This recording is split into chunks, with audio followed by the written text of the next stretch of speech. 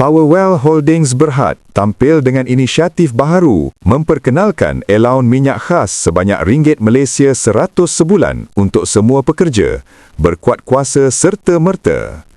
Langkah ini diambil susulan kenaikan mendadak harga minyak global yang menekan kos sara hidup rakyat Malaysia.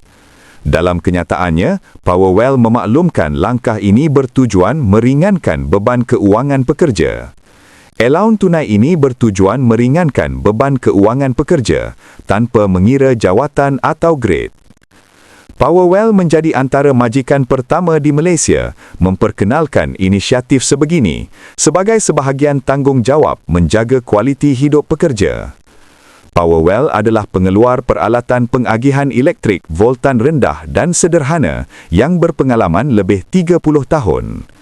Syarikat mempunyai rekod projek yang telah siap di lebih 10 negara dan memberi perkhidmatan kepada pelbagai sektor termasuk pusat data, pembangunan komersial, lapangan terbang, infrastruktur pengangkutan, tenaga boleh diperbaharui serta minyak dan gas.